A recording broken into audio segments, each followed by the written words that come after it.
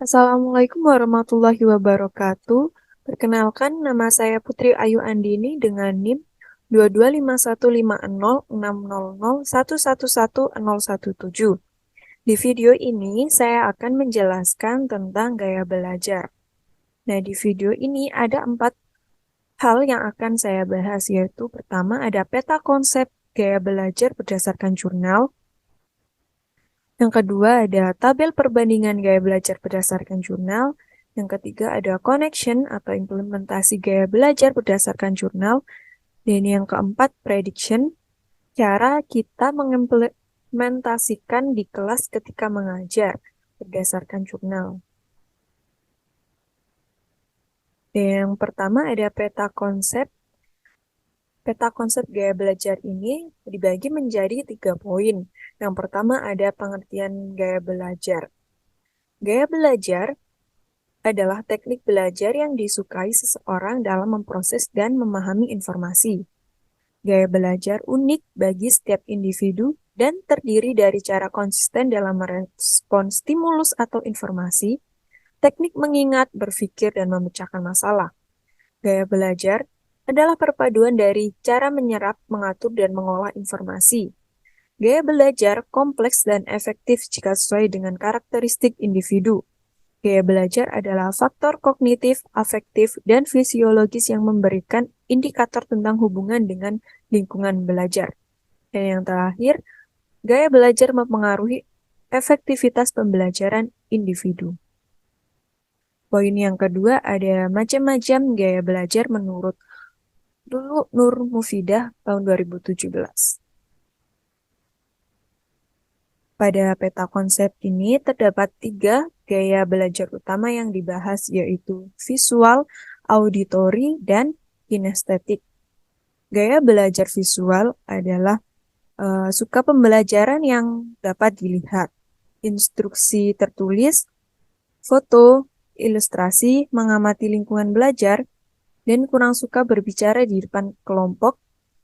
Media pembelajaran cocok dengan bahasa tubuh atau gambar, buku yang banyak gambar dan diagram.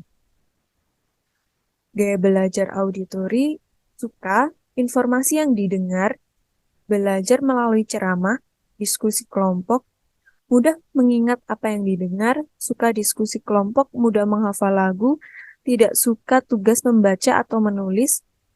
Strategi pembelajaran cocok dengan metode diskusi, tanya jawab, dan alat perekam. Gaya belajar kinestetik mengarah pada pengalaman dan latihan, suka menggunakan tangan, keseimbangan tubuh yang baik, sulit berdiam diri, menyukai penggunaan komputer, menyukai pembelajaran yang melibatkan seluruh panca indera. Strategi pembelajaran cocok dengan praktek laboratorium, kunjungan lapangan, dan aplikasi secara fisik. Dan poin yang ketiga ada landasan teoritis. Menurut Grinder tahun 1991 menemukan bahwa kombinasi kegiatan belajar visual, auditori, dan kinestetik dapat meningkatkan efektivitas belajar bagi 22 dari 30 siswa berdasarkan jurnal. Kemudian dari Richard Bandler, John Grinder, dan Michel Grinder tahun 1982 menyampaikan bahwa manusia memiliki gaya belajar dominan melalui visual, auditori, dan kinestetik. Kemudian gaya belajar FAK atau visual, auditori, dan kinestetik merupakan model yang populer di kalangan pendidik di Indonesia. Kemudian yang kedua ada tabel perbandingan gaya belajar berdasarkan jurnal.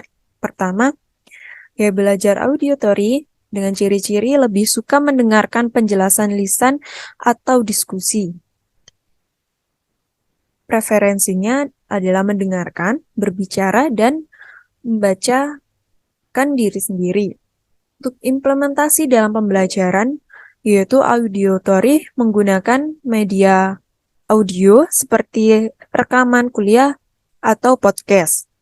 Cara pembelajarannya mendengarkan kuliah diskusi kelompok atau rekaman audio. Kemudian gaya belajar visual yaitu lebih suka melihat gambar, diagram, atau presentasi dengan preferensi melihat dan membaca. Untuk implementasi dalam pembelajaran, penggunaan media visual seperti slide presentasi atau gambar. Dengan cara pembelajaran melihat slide presentasi, gambar, atau diagram. Kemudian yang ketiga ada gaya belajar kinestetik dengan ciri-ciri lebih suka dengan melakukan atau praktek langsung. Dengan preferensi bergerak dan menyentuh, memberikan kesempatan untuk praktek langsung atau eksperimen dalam implementasinya di pembelajaran. Untuk cara pembelajarannya melakukan eksperimen atau praktik langsung. Selanjutnya yang ketiga, ada connection atau implementasi gaya belajar berdasarkan jurnal. Pertama, gaya belajar auditory dengan implementasi dari gaya belajar auditory adalah dengan memberikan penjelasan secara lisan, memberikan kesempatan kepada siswa untuk berdiskusi, tanya jawab, dan menggunakan audio atau alat perekam sebagai media pembelajaran. Kemudian gaya belajar visual dengan implementasi dari gaya belajarnya adalah dengan menggunakan media visual seperti gambar, video, dan slide presentasi, memberikan kesempatan kepada siswa untuk menggambar atau membuat diagram dan menggunakan buku teks dengan gambar dan ilustrasi yang jelas. Lalu, gaya belajar kinestetik, implementasi dari gaya belajar ini adalah dengan memberikan kesempatan kepada siswa untuk melakukan eksperimen, bermain peran, dan melakukan praktik langsung. Penggunaan alat peraga atau benda-benda konkret juga dapat membantu dengan gaya belajar kinestetik untuk memahami materi lebih mudah. Yang keempat, prediction. Cara kita nanti mengimplementasikan gaya belajar ini di kelas ketika mengajar berdasarkan jurnal.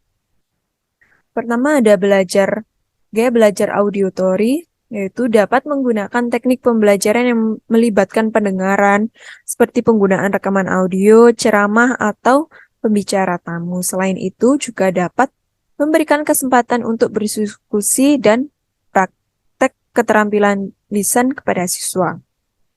Kemudian gaya belajar visual dapat menggunakan teknik pembelajaran yang melibatkan penglihatan seperti penggunaan gambar, diagram, dan presentasi multimedia. Selain itu juga dapat memberikan siswa kesempatan untuk menggambar atau membuat diagram untuk membantu mereka memahami materi pembelajaran. Kemudian, gaya belajar kinestetik dapat menggunakan teknik pembelajaran yang melibatkan gerakan seperti eksperimen, permainan peran, atau simulasi. Selain itu juga dapat memberikan siswa kesempatan untuk melakukan tugas yang melibatkan gerakan fisik seperti membuat model atau menggambar dengan tangan. Nah, referensi yang saya gunakan dalam tugas saya adalah dari Jurnal Pendidikan Anak Bunaya dengan judul Perbedaan Individu dan Gaya Belajar Peserta Didik. Dari video ini diharapkan dengan memahami gaya belajar siswa dan menerapkan implementasi yang sesuai dapat meningkatkan efektivitas dan efisiensi pembelajaran serta meningkatkan pemahaman dan prestasi belajar siswa. Nah, cukup sekian dari saya. Apabila ada kurang lebihnya, saya mohon maaf. Saya akhiri. Wassalamualaikum warahmatullahi wabarakatuh.